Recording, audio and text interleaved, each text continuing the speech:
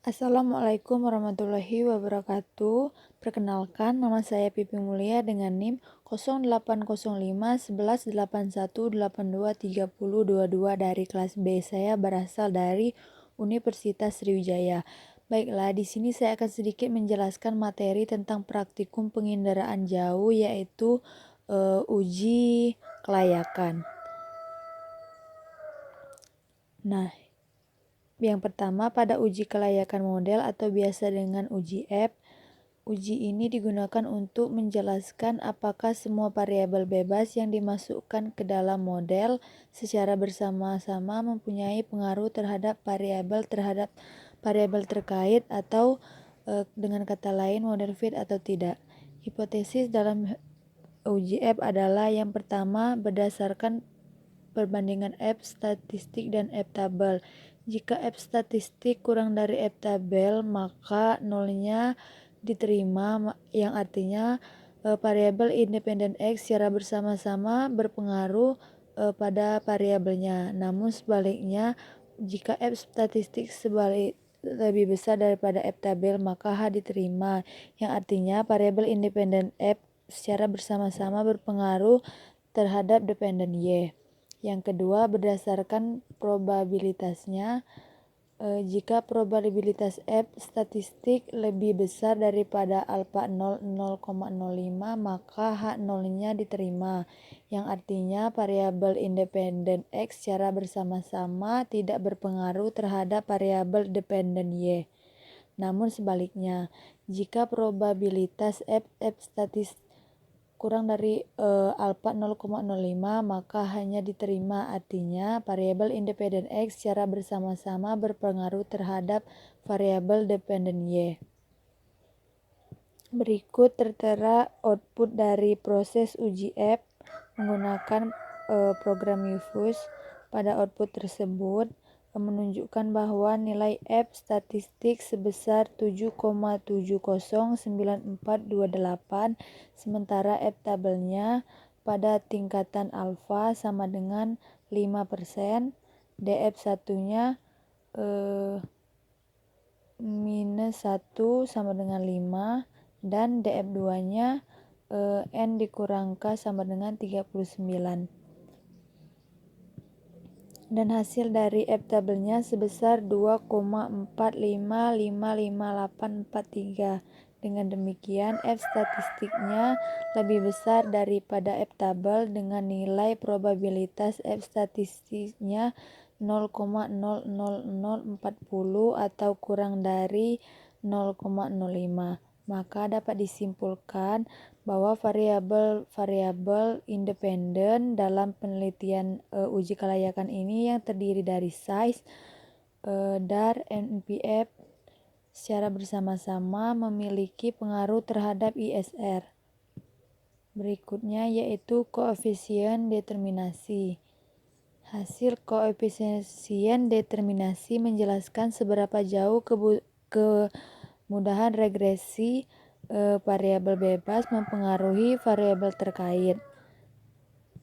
Semakin besar hasil R kuadrat, maka akan semakin baik, karena hal ini mengidentifikasi semakin baik variabel independen dalam menjelajahkan variabel dependen.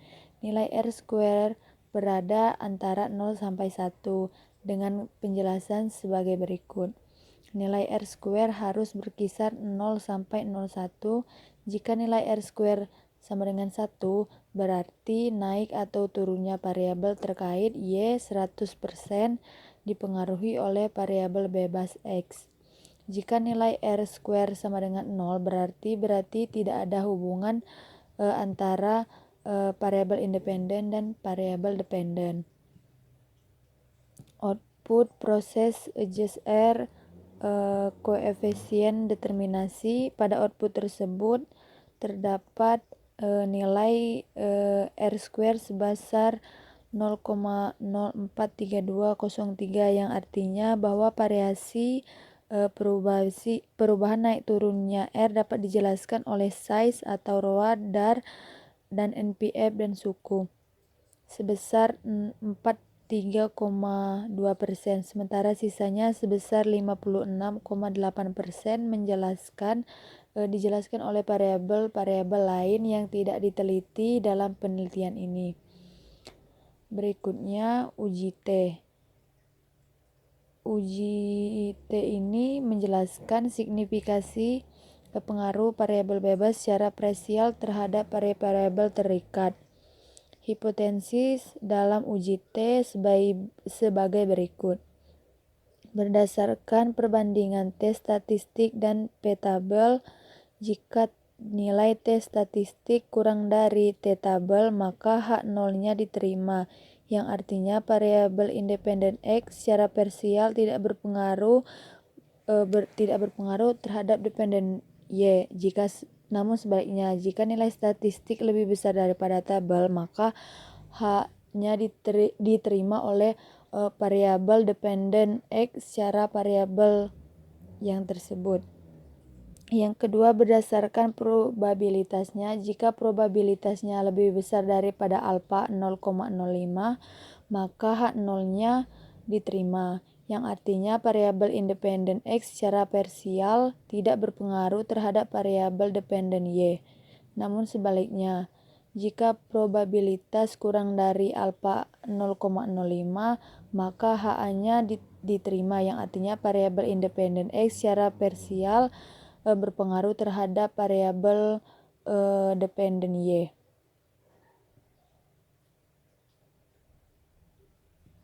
Output proses uji T menggunakan reviews. Pada output yang tertera di layar, yang pertama, nilai statistik ukuran perusahaan size sebesar 5,419427, sementara T-tabelnya dengan tingkatan alfa sama dengan 5%, DF N dikurang K sama dengan 39, didapat nilai T-tabel sebesar 2,02269. Dengan demikian, T statistik lebih besar daripada T-tabel dengan nilai probabilitasnya 0,000 kurang dari 0,05. Maka dapat disimpulkan bahwa variabel ukuran perusahaan size dalam penelitian ini memiliki pengaruh terhadap pengungkapan ISR. Yang kedua, nilai T statistik sebesar 0,10083, sementara T-tabelnya dengan tingkatan alfa 5%, K-nya N min K sama dengan 39, didapat nilai T-tabel sebesar 2,02269. Dengan demikian, T statistik lebih kecil daripada T-tabel dan nilai probabilitasnya yang dihasilkan 0,3226 atau lebih besar dengan 0,05. Maka dapat disimpulkan bahwa variabel ROA dalam praktikum ini tidak memiliki pengaruh terhadap SR. Yang ketiga, nilai T statistik sebesar 0,1476773, sementara dengan T-tabel dengan alfa 5%, DF N dikurang K sama dengan 39, didapat T-tabel sebesar 2,02269. Dengan demikian, T statistik darnya kurang dari T-tabel dan nilai probabilitasnya adalah 0,01479 atau lebih besar dari 0,05. Maka kesimpulannya bahwa variabel DAR dalam penelitian kali ini tidak berpengaruh terhadap pengungkapan ISR. Yang berikutnya itu nilai T statistik sebesar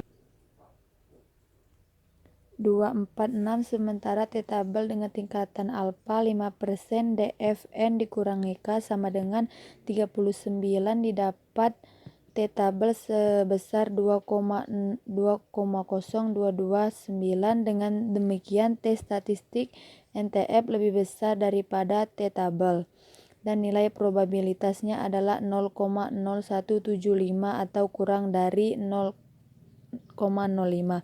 Maka dapat disimpulkan bahwa variabel NPF ini tidak tidak berpengaruh pada pengungkapan IS. Yang terakhir, nilai T statistik suku sebesar 0,420639, sementara T tabelnya dengan tingkatan alfa 5%, DFN dikurangikannya 39, didapat nilai T statistik tabel T tabel sebesar 2,02269. Dengan demikian, T statistik suku kurang dari T tabel dan nilai probabilitasnya adalah 0,6763 atau lebih besar dari 0,05. Maka kesimpulannya bahwa variabel penerbitan suku dalam penelitian ini tidak memiliki pengaruh terhadap pengungkapan Islamic Social Reforming Social atau IRR. Nah, sekian tutorial atau proses pengolahan data pada analisis regresi uji kelayakan